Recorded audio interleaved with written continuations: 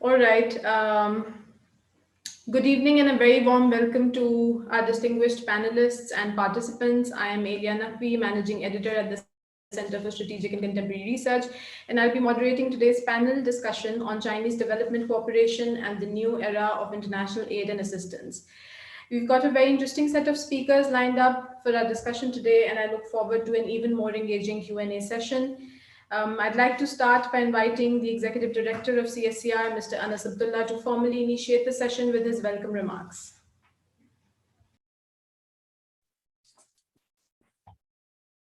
Good evening.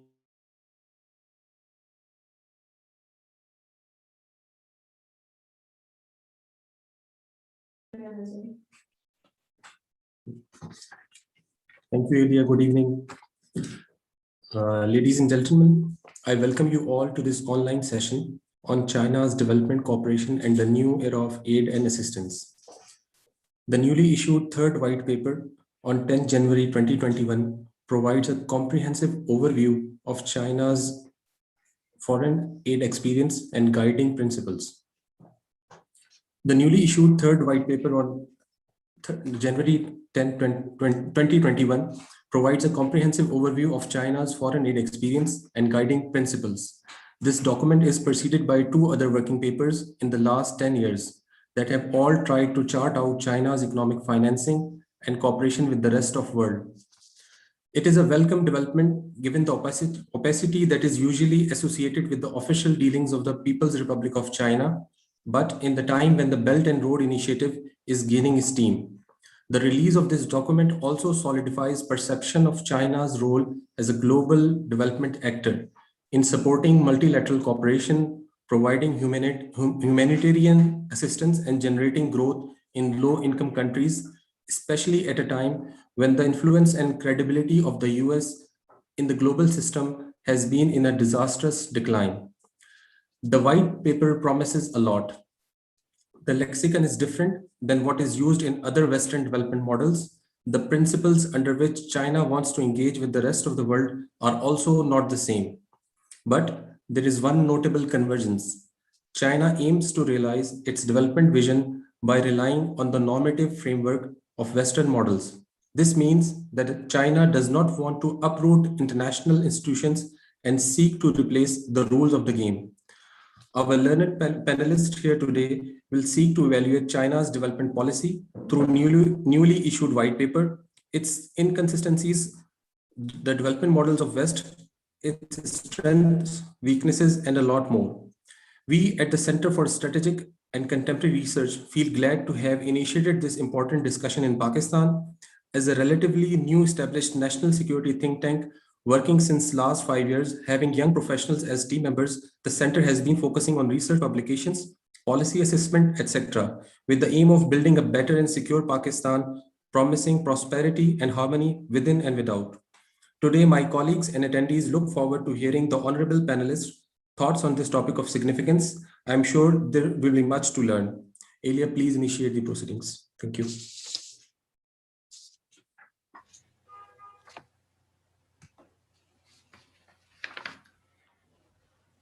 Thank you. The white paper titled China's International Development Cooperation in the New Era focuses on promoting a global community of shared future. It revolves around three pillars: philosophy, action, and outlook for common development as presented by the United Nations Sustainable Development Agenda 2030. Critiquing the North-South development models, the paper looks at China's development cooperation under the principle of South-South cooperation. So in light of this, it is essential to question whether the Chinese model of development could diverge from the traditional exploitative development interaction that has been taking place between the North and the South. We'll start the discussion by taking comments from our expert panelists, after which we'll open the floor for the Q&A session. I'd request the audience to kindly put their questions in the chat box. We are also live on YouTube, and we'll also be taking questions from there as well. With this, I'd like to invite our first panelist, Mr. Musharraf Zaidi. Mr. Musharraf Zaidi is a public policy professional. He is chief executive and senior fellow at the BAD Lab.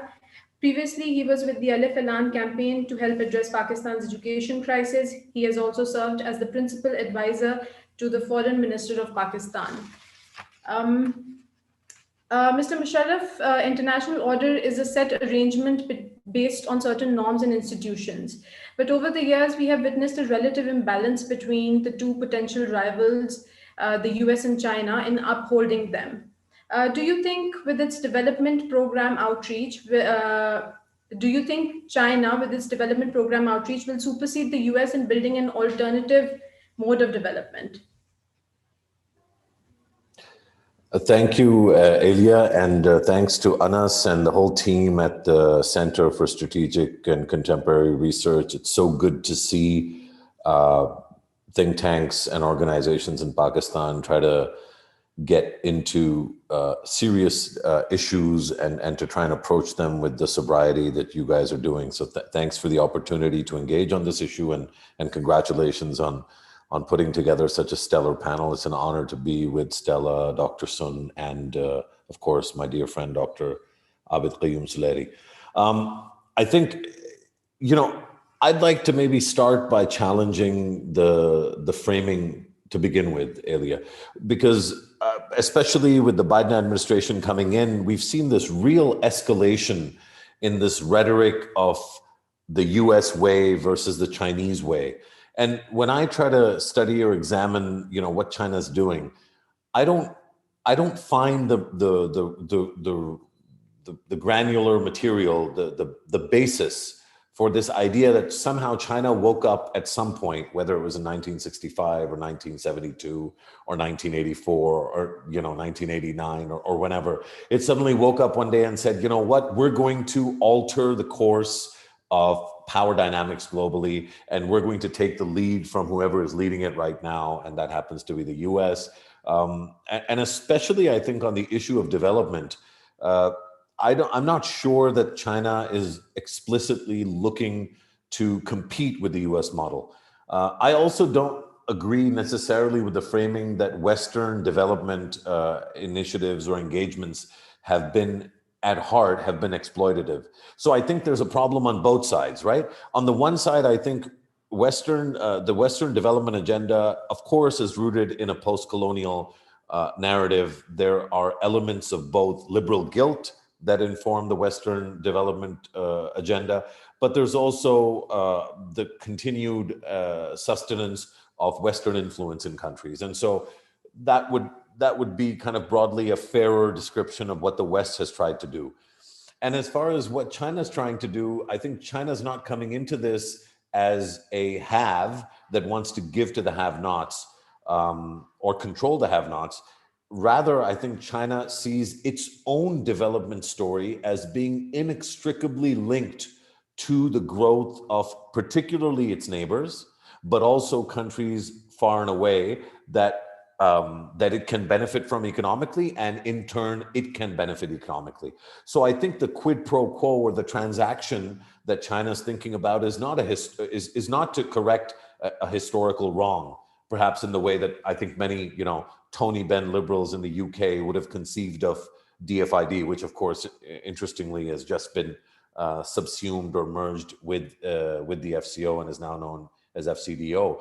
Nor is this Chinese model of development a response to any specific singular crisis in the way that the Bretton Woods institutions like the World Bank and the IMF were a response to kind of the destruction caused by the Second World War and the need to develop institutions that would enable the rebuilding, not just of Europe, but beyond that as well.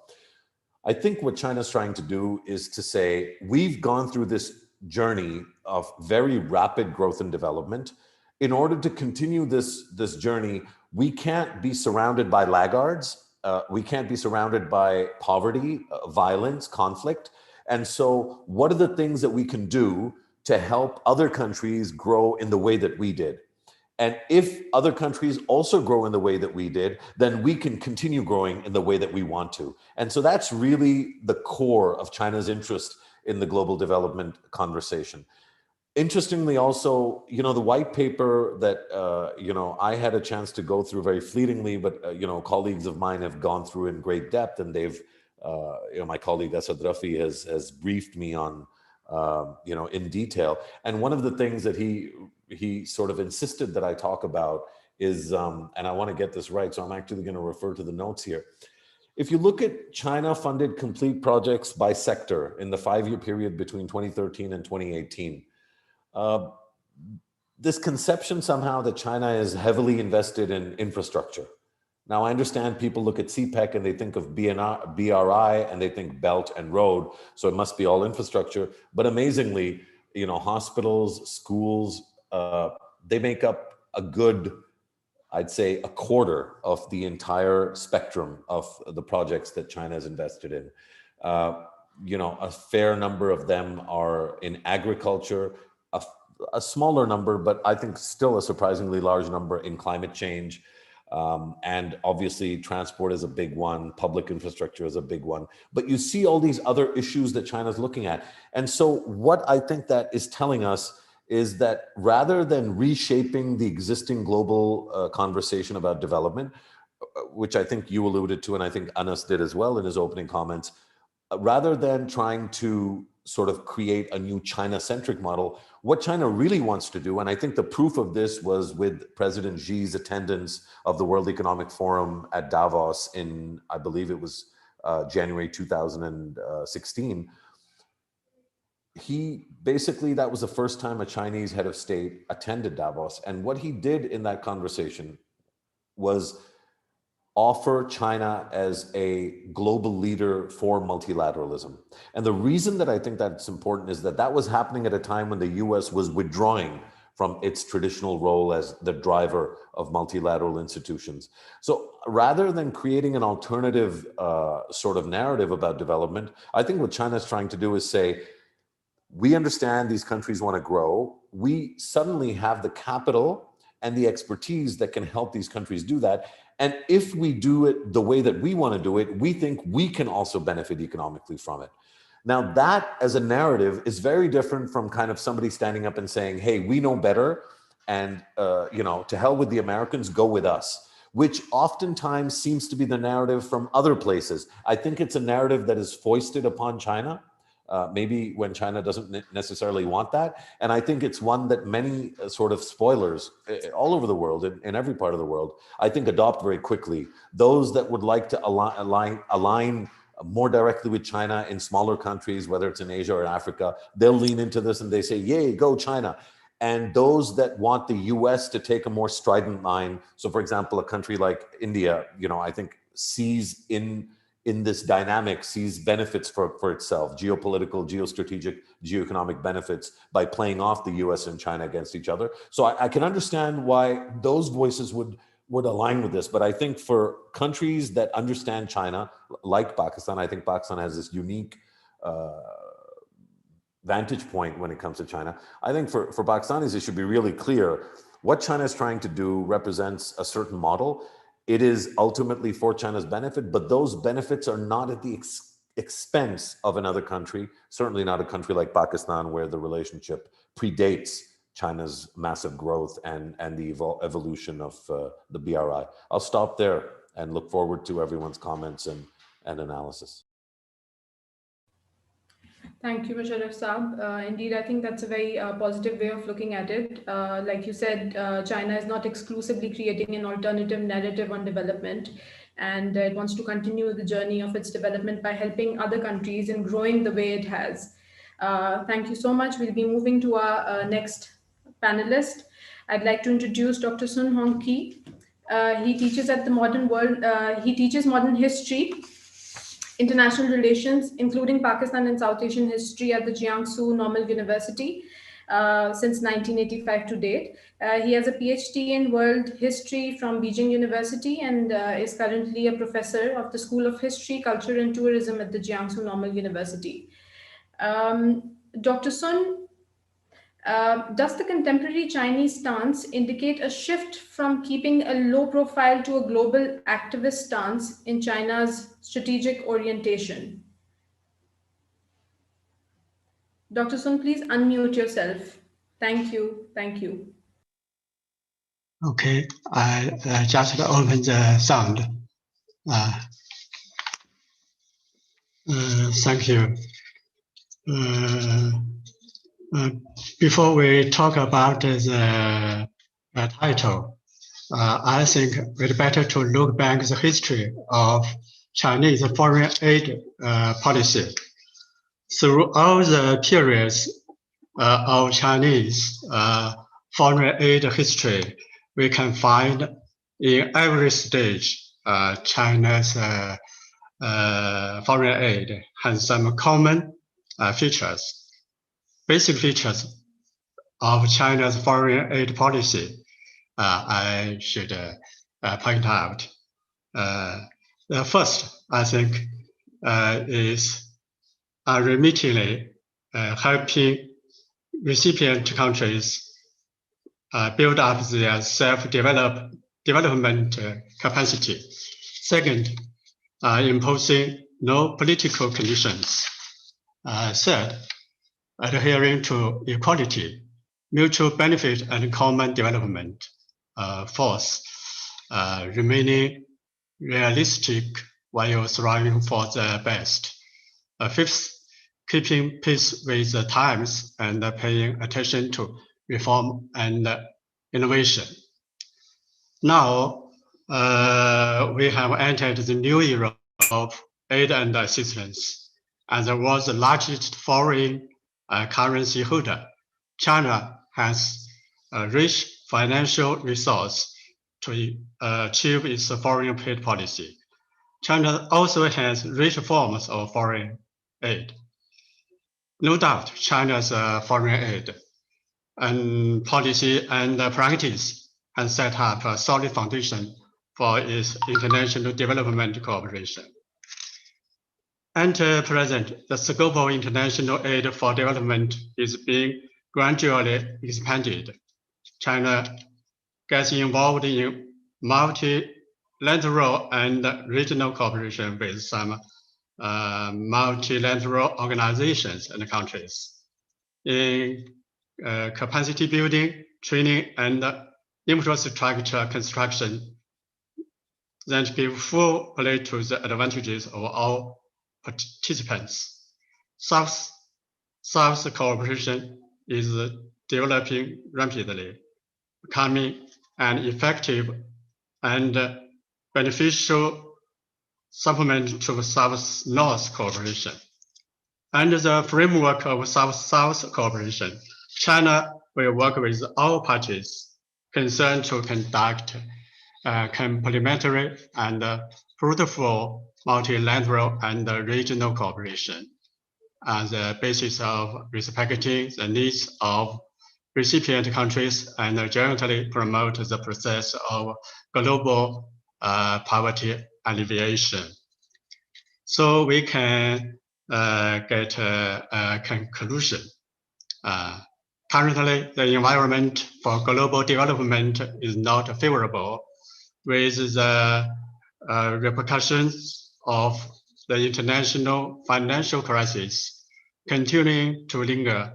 Global concerns such as climate change, food crisis, energy and resource security, and epidemic of diseases, for example, the COVID-19, have brought new challenges to developing countries, aggravating the imbalance in the development of the global economy and widening the gap between the North and the South, rich and poor.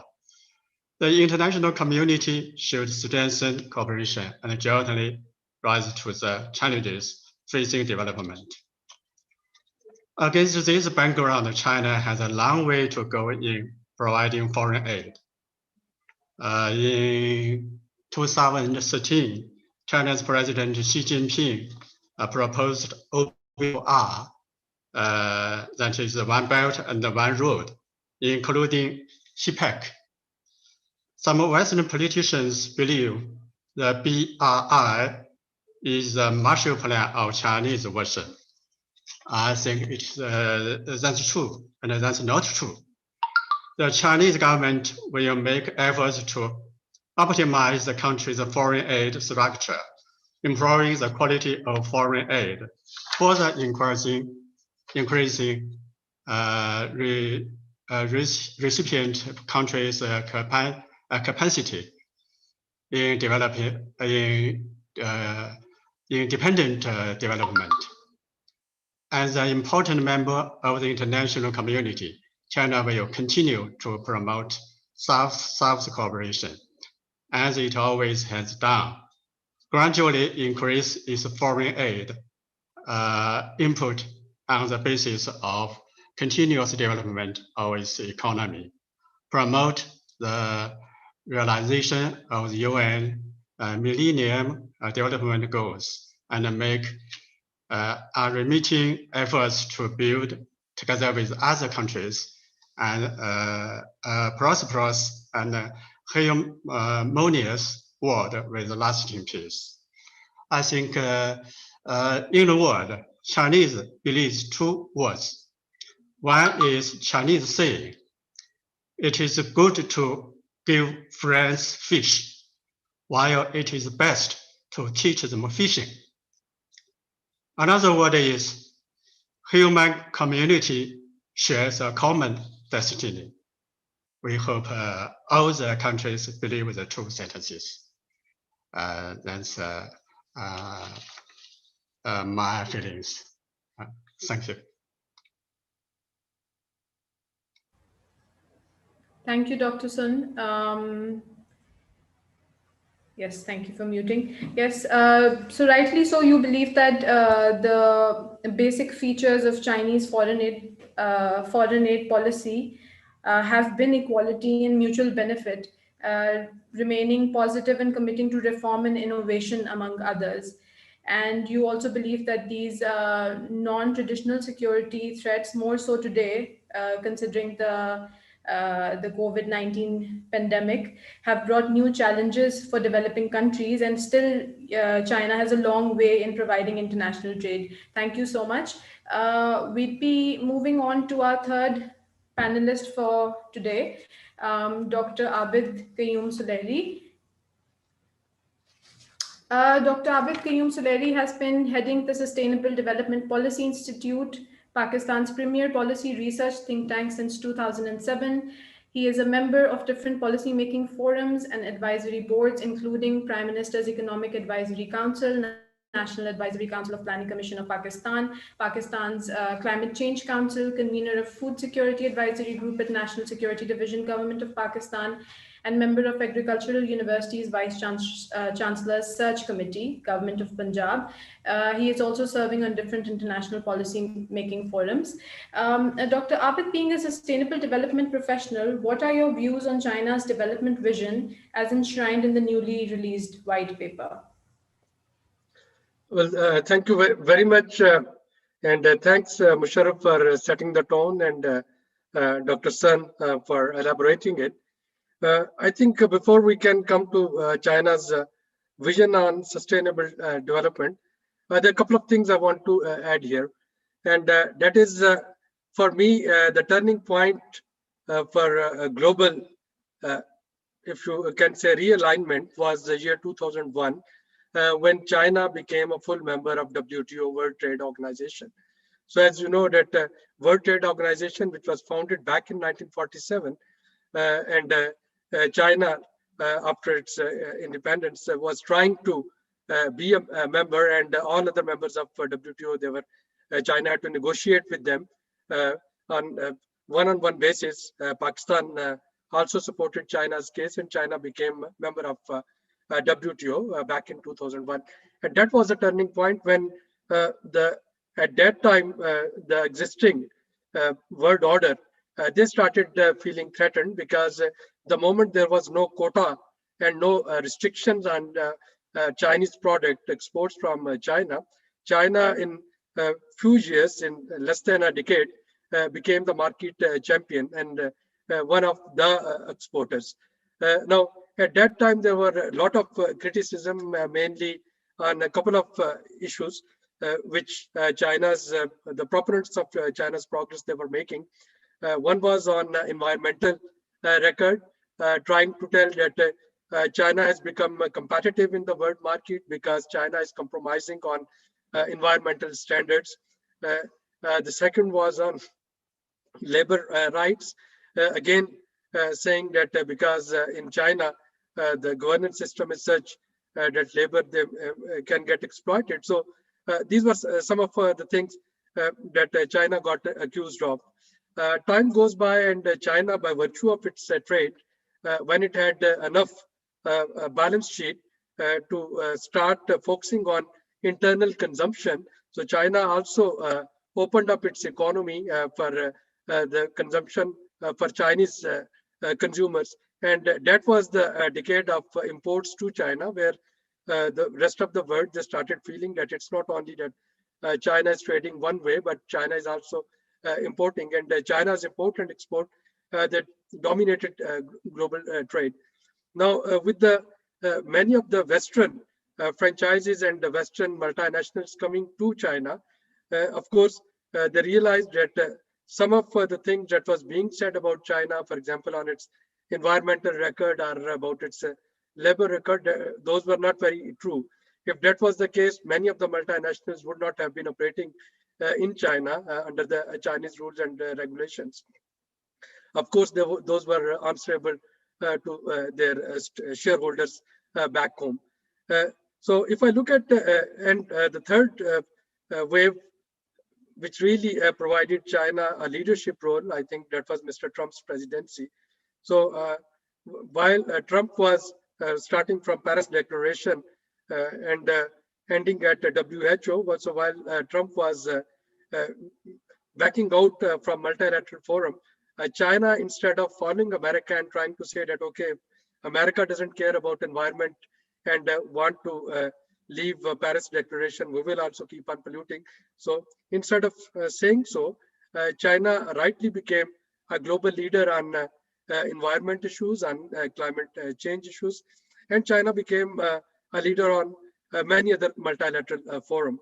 So the morale of what I'm trying to say that China as part of WTO, China as part of WHO, China as part of UNFCCC is taking the position which Pakistan as developing countries also taking, and that is that while it's our national obligation and national responsibility to fix our environmental issues, to fix our climate change issues, to fix our labor rights and human rights issues, those issues cannot be made a non-tariff barrier for our economic growth. So at multilateral forums, countries, especially developed world, which has attained a certain level of development after exploiting all natural resources, cannot dictate developing countries like Pakistan, like India, like Brazil, China, South Africa, and many more, to all of a sudden ask them to, okay, now from now onward, you have to follow and get certain ISOs or follow certain climate change and environmental rules. So the sustainable development component of it is that first, China and many other developing countries, while bringing their house in order at a voluntary basis, they have to attain a certain level of development whereby they have enough say in multilateral forums where they can negotiate on tables. So if I can compare the developing countries who are now taking lead at different multilateral forums, so you will find BRICS as a most stronger and proactive bloc. So BRICS, Brazil, Russia, India, China, and South Africa.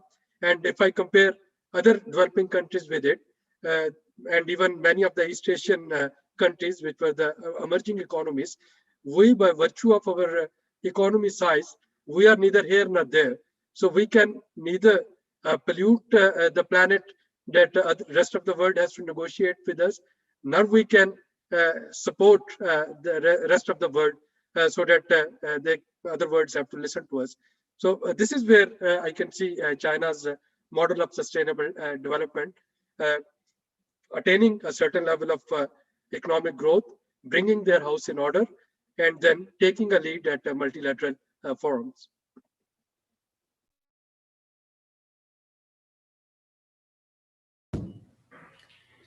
Thank you, Dr. Abid, for your valuable input on how China's economic progress in such a short time span has really brought it to the fore, and how it has gotten to play a greater global leadership role with Trump's administration in power, how it stepped back from other important issues, and where China has gotten the opportunity to become part and be more active on issues such as climate change.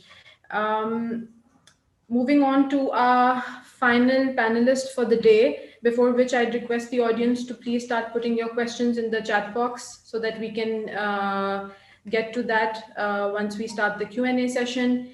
I'd quickly introduce Ms. Stella Hong Chang.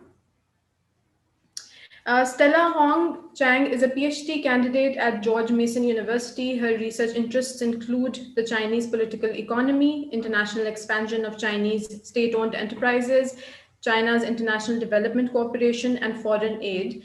She studies the China-Pakistan economic corridor as a key case of China's international development engagement in her dissertation. Previously, she has worked as a correspondent in Europe and the US for China's Asian media.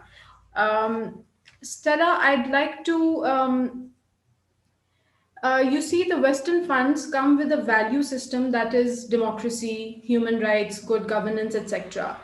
But they have also empowered despots and monarchs in the third world.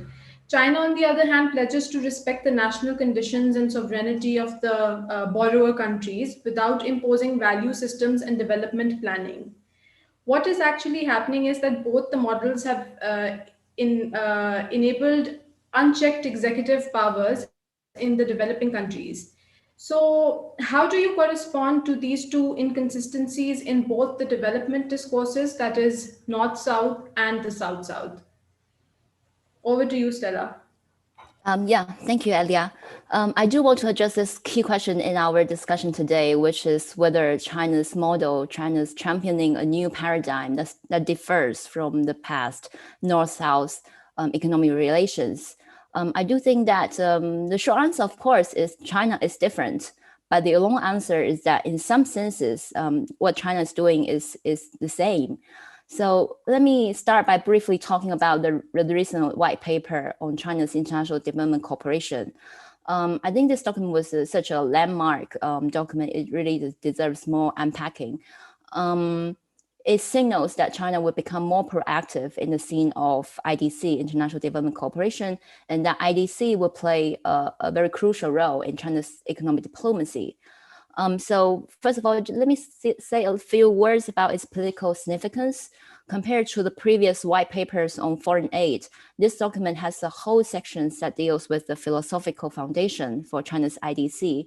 And it refers to everything from the Maoist internationalism to values in traditional Chinese culture, and links all these ideas to the global community of shared future, which is the signature slogan of President Xi Jinping. And so for this reason, this document has a much stronger political flavor than the previous white papers. But apart from the rhetoric, this white paper also provides a more structured explanation of the content of China's IDC. So previous documents contained very general statements about how China's foreign aid promoted welfare and social economic development. But in this white paper, there were two parallel sections that elaborate specifically on how China's IDC serves the BRI and also the UN's 2030 Agenda for Sustainable Development. So I think this suggests that China's future IDC planning will be more consciously following the frameworks from these two domestic and international policy agendas, where the two align. And the white paper also contains some theoretical grounding for economic development, which I think is unseen before. By referring to the concept of endogenous growth, I think China signals its challenge to the orthodox neoclassical development economics, which conceptualize international development and foreign aid as primarily a matter of international transfer of capital. So based on this idea, China is likely to strengthen its capacity building programs which has traditionally taken the form of training workshops for government officials and technocrats. And China may increasingly engage in advising other countries' development planning, both as a form of capacity building and policy coordination, which is one of the pillars under the BRI. So why does China find it necessary to adopt this new concept of IDC that replaces the concept of foreign aid? I think the main reason is that the old term of foreign aid that originated in the practices in the 1950s during the Maoist era is too specific to cover the range of practices that China is engaged in. So for example, China has been providing a lot of state-sponsored finances, including the preferential export credits and the state-directed investment funds to other countries' infrastructure and industrial development. So these finances simply cannot be described as aid, but they are indeed important part of the government-led economic relations. So in other words, the key characteristics, in my opinion, of China's IDC is that it involves a range of activities that are not distinguished from the commercially oriented international financial flows. But the only difference is that it's the involvement of the government, direct involvement of the government in these activities, and the diplomatic significance that these activities carry. So it is in this sense that I would argue that the development cooperation China champions shares some characteristics with the traditional North-South economic relations, because it follows the logic of global capitalism in identifying development opportunities, namely to find places with lower labor and land price costs so that a single unit of capital can generate more output. So in this occasion, China plays the role of the capital provider. So that's a role traditionally played by North countries. And China's overall vision for international development, as seen in the pillars of the BRI, which includes trade, unimpeded trade, financial integration, and so on. So the vision is to construct also a globally integrated system where the capital and commodities can flow freely. So in this sense, I don't think it's so much different from the neoliberal vision. So this is probably the reason why China has been able to work with the traditionally North-dominated multinational development banks, the Bretton Woods institutions, in its international development cooperation, because ultimately I think they subscribe to the same logic of development in the age of global capitalism.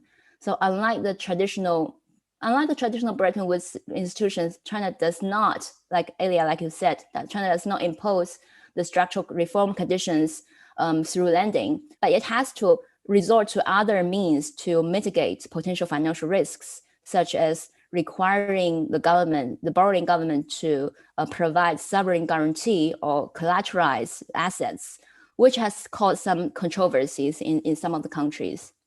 And this solution to financial risk mitigation is also not sustainable. But so how is China different? I think as noted in the recent piece of the CSCR by Rita Fatima, I think China calls it the largest developing country in the world.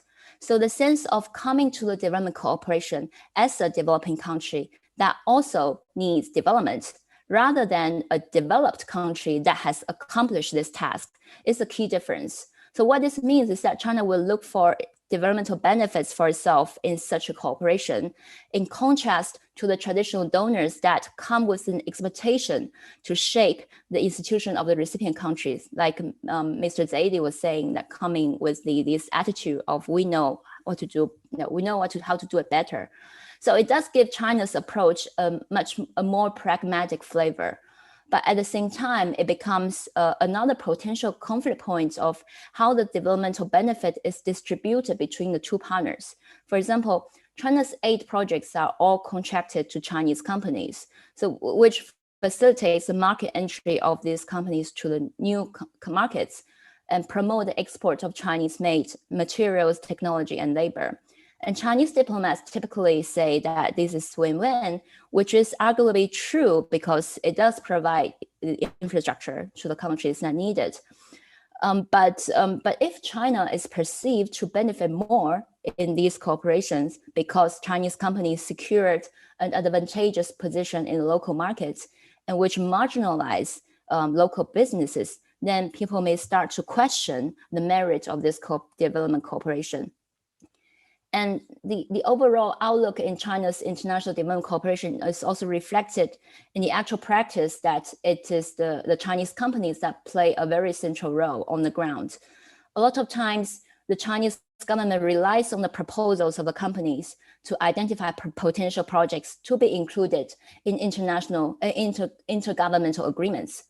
Or even if it was a government that first identified an area of cooperation, it would be implemented by the companies, which for the companies is a for-profit undertaking.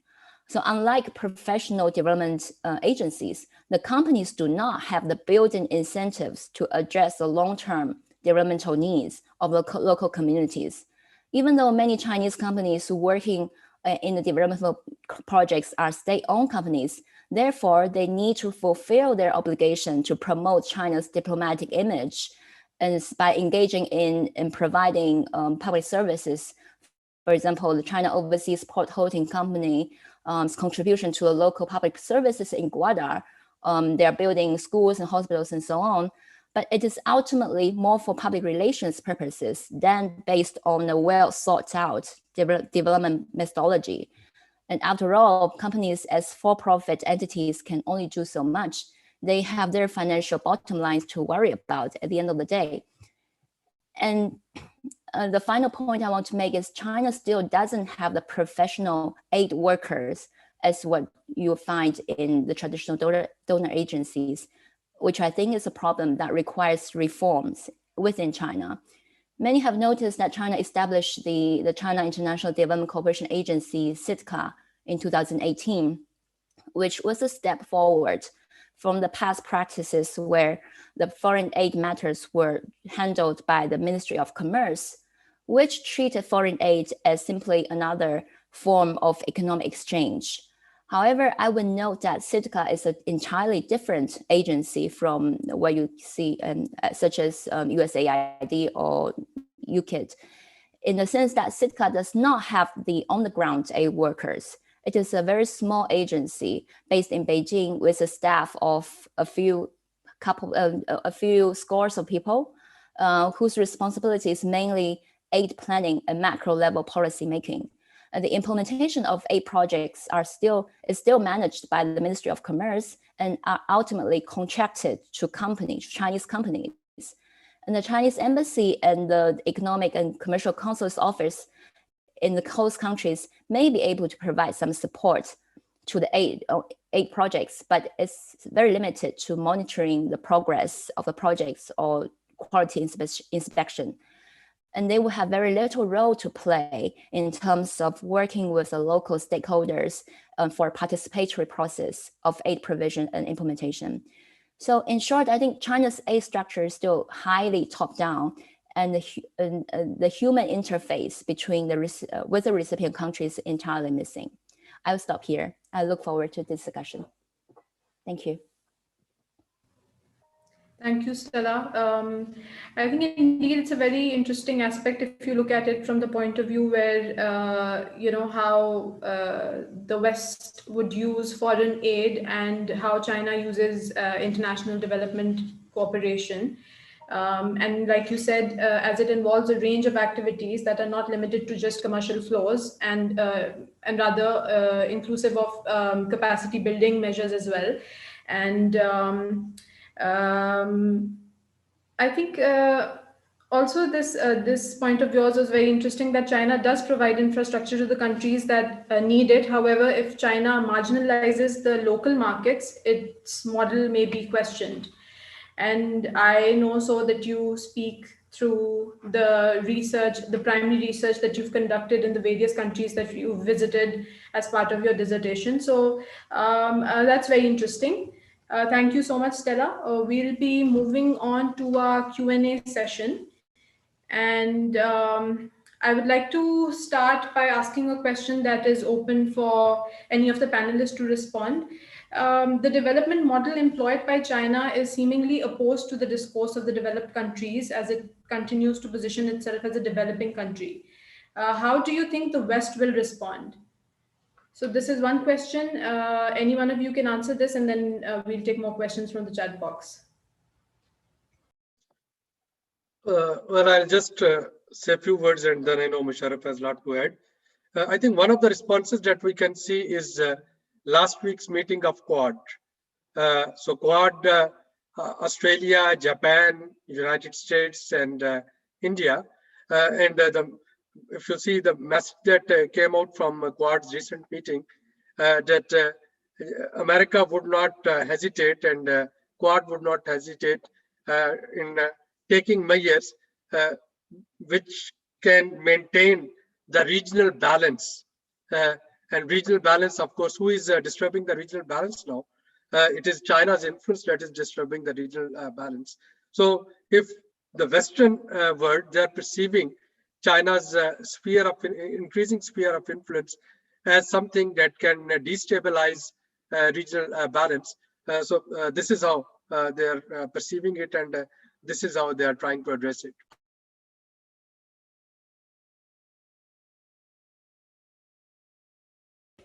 Thank you, Dr. Abid. I have a question from YouTube from Zaki Khalid for Musharraf Saab. The strategic communications campaign led by the US and like-minded partners appears to have successfully promoted a narrative that China's development model, irrespective of its modalities, is by its very nature exploitative. Would you agree that the image problem at its heart needs to be improved, or is that irrelevant? No, I mean, first I'll say it's an astute observation that there is a sustained image problem that China faces. I won't go so far as to say that there's a deliberate strategic comms campaign.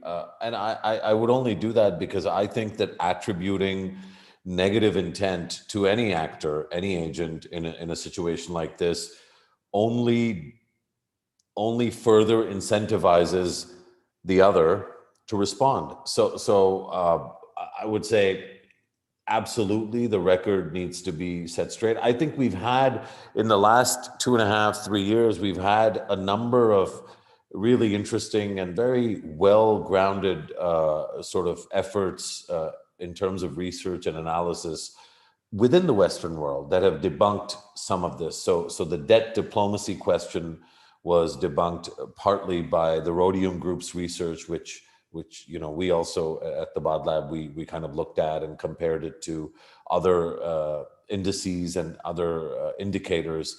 And it was clear that the notion of debt diplomacy, that the talk of debt diplomacy versus the reality of it are two different, beasts. And so this idea that China is deliberately roping in countries into a debt trap is materially false, because the evidence is against that.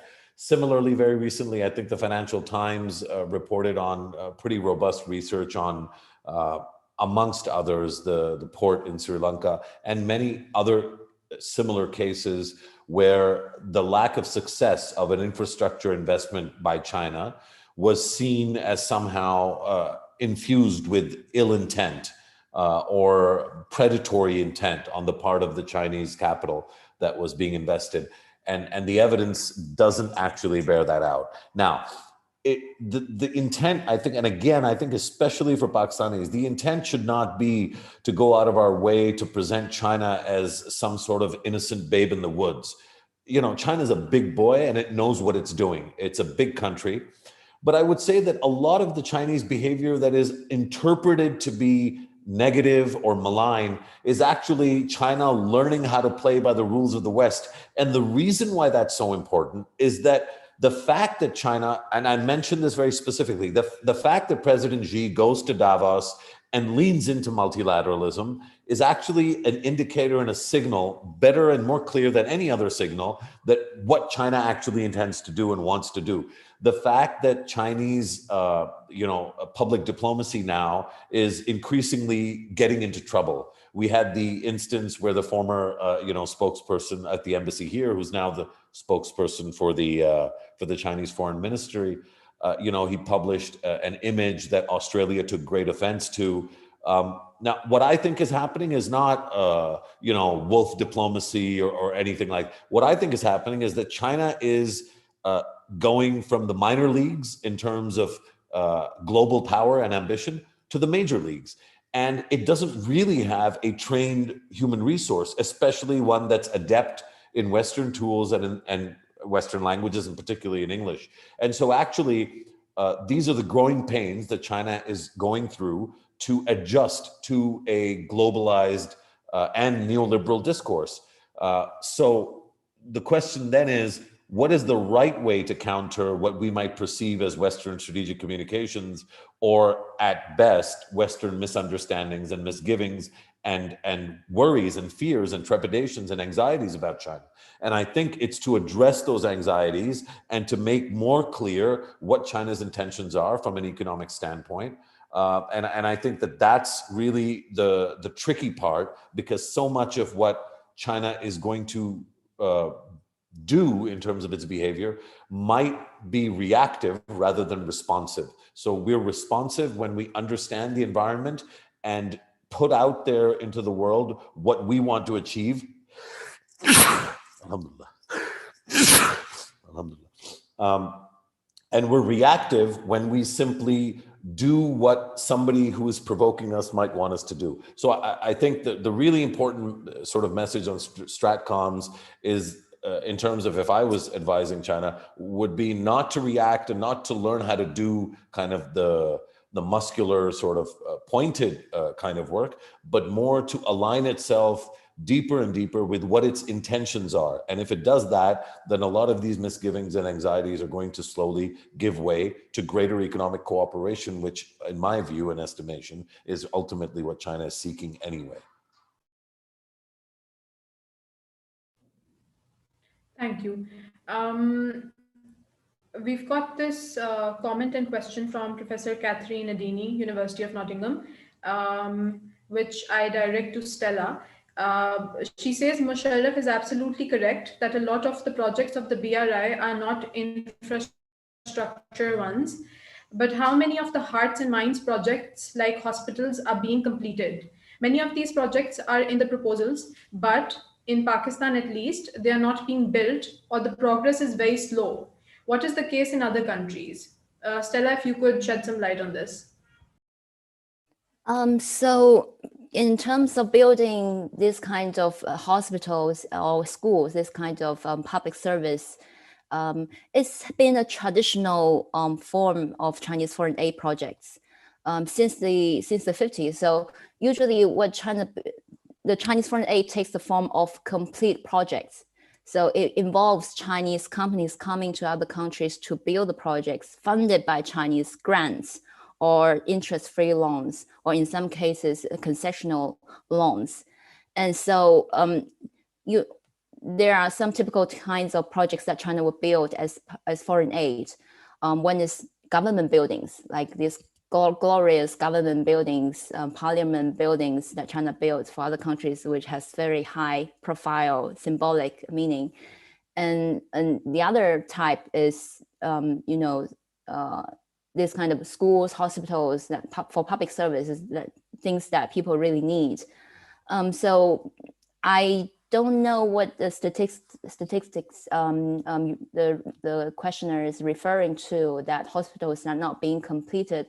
Because if you look at the track record of China's foreign aid, really China has been building many, many hospitals around the world. And these are really comparatively simple projects that China built compared to the infrastructure projects, because large scale infrastructures, there are many more challenges along the way. But hospitals and schools are relatively simple. Once the two governments agreed on something, and the Chinese government selects the companies and they come in and build, it's relatively straightforward.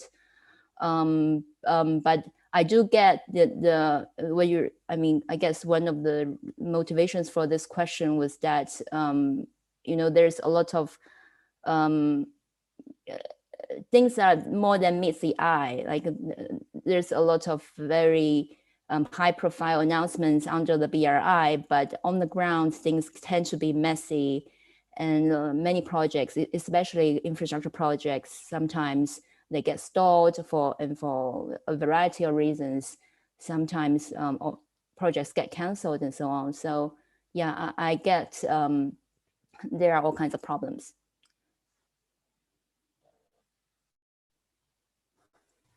All right, thank you, Stella. We've got one question for Dr. Abid. How is China integrating climate change into its development strategies? This is by S. Bashir. Thank you. You see, China has a proven track record of controlling air pollution. So Beijing and Shanghai, if you go back, 10 years ago, they used to be one of the most air polluted cities of the world, just like now Lahore and Delhi and many others are. But China controlled air pollution.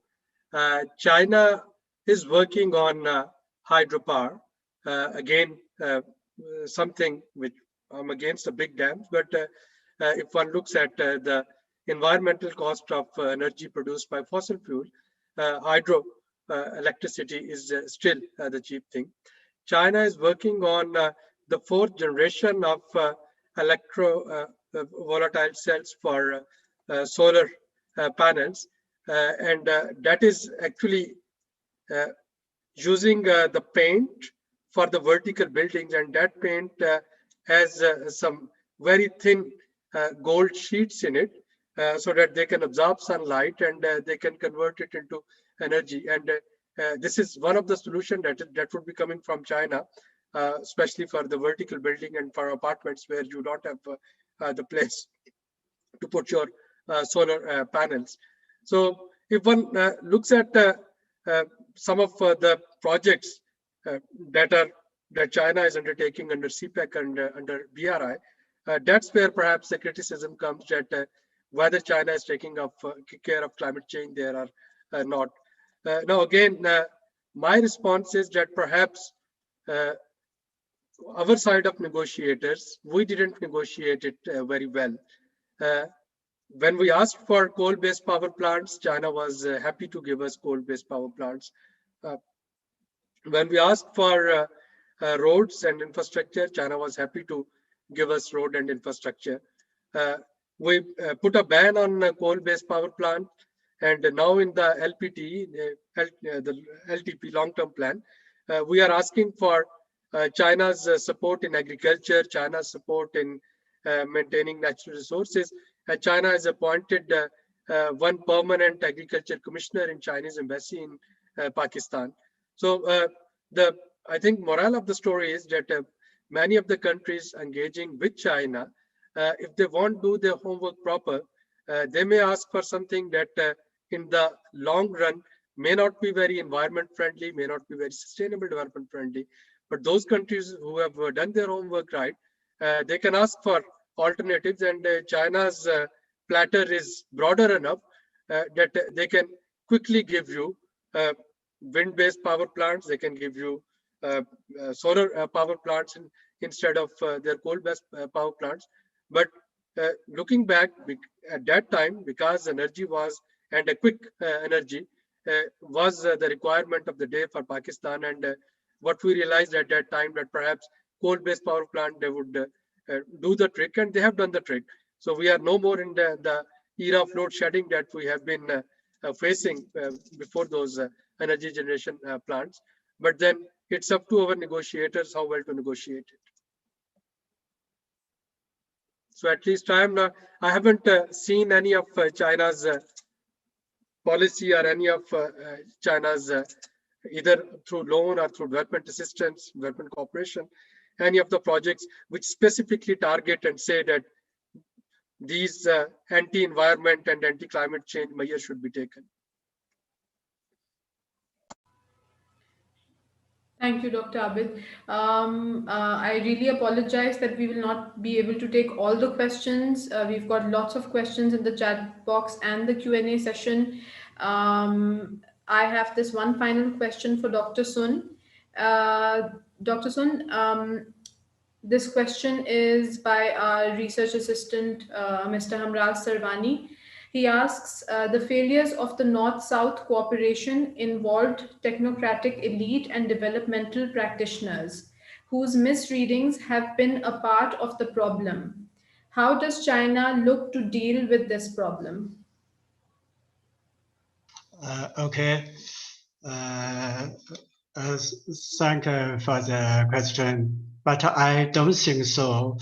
The failure of the North-South cooperation is a reason has many factors. I think China has its own opinions, and how to make Chinese opinion accepted by all the so-called technocratic elite and developmental practitioners. That is the key.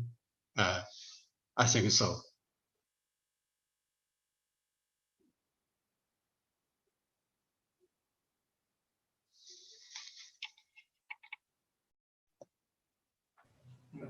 Thank you, Dr. Sun. Let me just see if we can take one more question, and then if I can add to it. Yes, please. Yes. I think let's look at it from another perspective.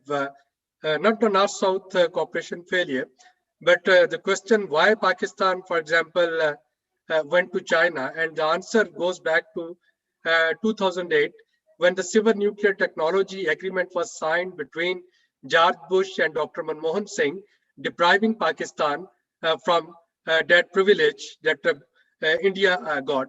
At that time, we were an energy-starved country, and Pakistan tried to keep on engaging with the United States unless it realized that the civil nuclear technology would never be given to Pakistan.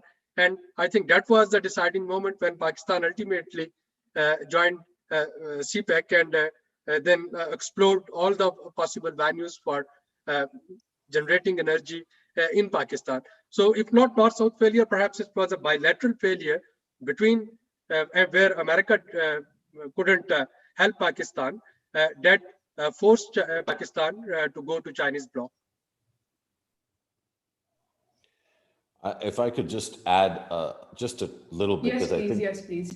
Yeah, I think just to really double down on what Dr. Suleiri said, I think it wasn't just an issue of the NSU. Certainly that was the heart of it, but I think there's a bigger point that I think a lot of Western analysts, and by virtue of the dominance of English and Western analysis and Western media, a lot of Pakistani voices also miss out on is Pakistan didn't choose between two pipelines of $60 billion and said, which of these two pipelines should I take?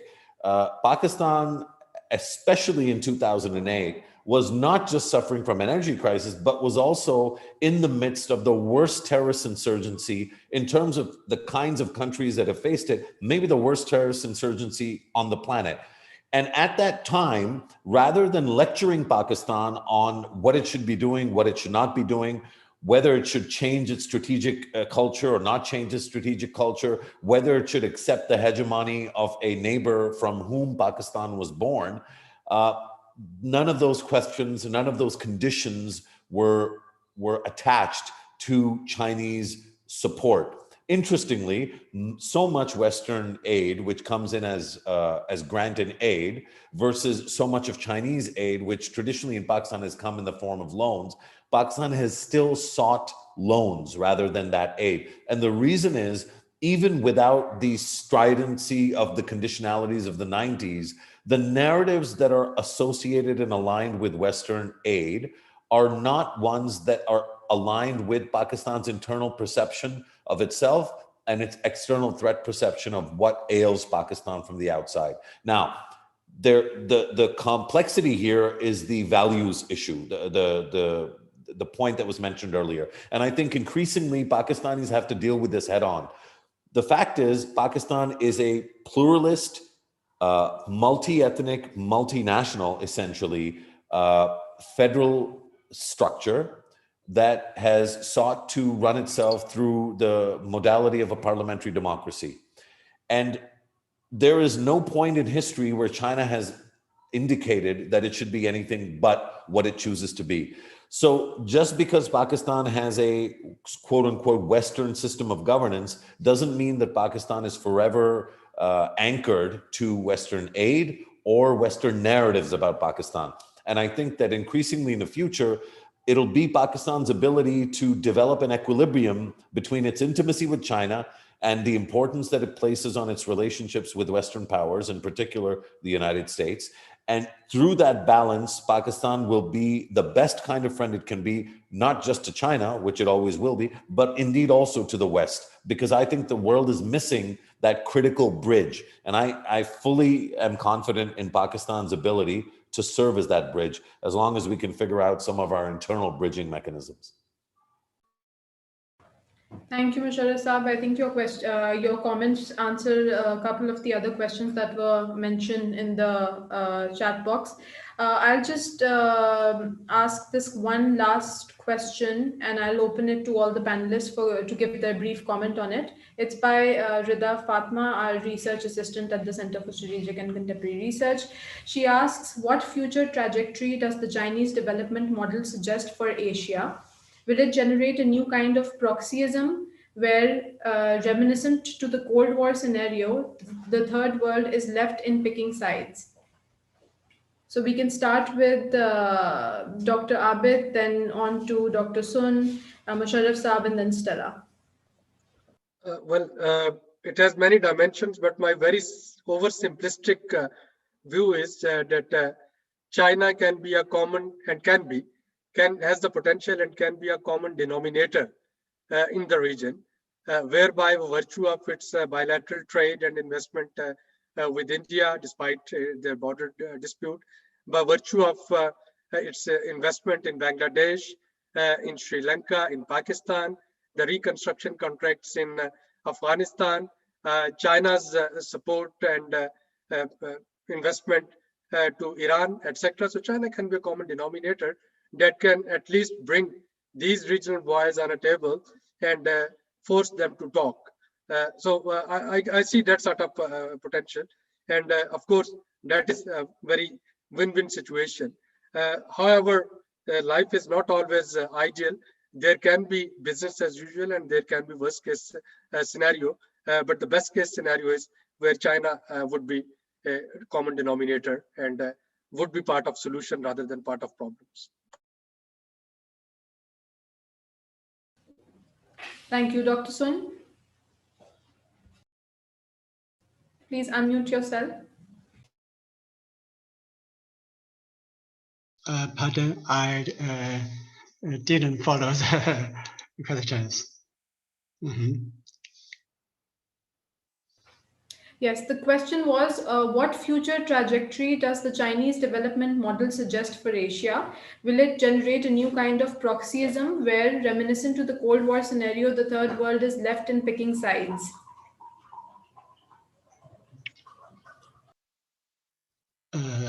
I think it is a long way to make China's opinion to accepted by all the world, especially the Western world. This is key to the questions. I think so. Thank you. Musharraf Saab, your turn, please. Thank you. I think it's a great question, and I think especially for Pakistanis and for Pakistan, it's worth thinking deeply through. I think some of the agency for this question has to fall on the smaller countries, on the developing countries. You know, Of course, Pakistan is smaller than the United States and smaller than China and is smaller than India. But look who Pakistan is then holding itself up against, right? Pakistan is not by any stretch of the imagination a small country. It's not a weak country. It's an incredibly large and powerful country. And so some of the decisions that Pakistan makes are of Pakistani agency. In fact, I would argue every decision Pakistan makes is of Pakistani agency. There was a question by one of the friends around debt sustainability. Again, the question of debt sustainability isn't for China to answer. China is a net provider of capital, a provider of expertise, an enabler, a facilitator, a catalyzer, right? But it is not the actual agent. The agent of change in a development scenario is the recipient host country. So whether it's Ethiopia or it's Rwanda or it's Tanzania or it's Sri Lanka or Bangladesh or even Afghanistan, there is agency within these countries. And for us to kind of go into this ping pong match, is it going to be the US or is it going to be China? For Pakistan, the answer is absolutely clear. It's going to be both. It's going to be everything that China wants that's good for Pakistan. Pakistan's going to be on board. And everything good for Pakistan that the US wants, Pakistan's going to be on board. And in some cases, capital and loans and grants will come from China. And in other cases, vital conversations at the United Nations or at other fora are going to be led by the US. And I think that both young and old Pakistani diplomats, strategists, military officials, bureaucrats, think tankers, we all need to think in kind of 360 degrees and in a way in which the richness of what's on offer, given China's phenomenal rise, given Pakistan's intimate relationship with that country, that Pakistan's taking advantage of it. The idea of one camp or the other actually is totally contradictory to China's own aspirations, both the roots of it and I think the destination of where China wants to go. And it's also completely contrary to Pakistan's own interests. Thank you. Stella? Yeah, I would totally echo Mr. Zaidi's points about the agencies in the hands of the recipient host countries. I think a good thing about the current contemporary world and the key distinction from the Cold War era is that there's no competition between two mutually exclusive systems. It's not capitalism against socialism. Today's China, both China and the US operate in a system of global capitalism, like what I was trying to explain in my remark. So in this sense, they are competitors in one system. And so I think from this point of view, countries do not need to choose between one another because no one country can monopolize the capital supply of the world. So in this sense, there can be some kind of benign economic competition between the two superpowers, and other countries can benefit from this competition. But still, I acknowledge that there's also competition in terms of political ideology, in terms of political system, that China is trying to show that its political system, which is authoritarian system, can be superior in some sense than the liberal democracy. And that is the competition of our era. But I think from Pakistan's point of view, I mean, every country would have their own historical trajectory, have their own choice of political system. And I don't think it's either China or, I'm not going to talk about US, but I don't think China is trying to impose its political system to other countries or trying to export its political system to other countries, even though it might have preference in terms of what kind of friends it wants to make. So in that sense, I don't think countries need to pick and choose sides in this. And it doesn't need to be a proxy war between the two superpowers. And the cards is all in the hands in the smaller countries. And I think that there's a lot of room for them to take advantage of this competition. Thank you.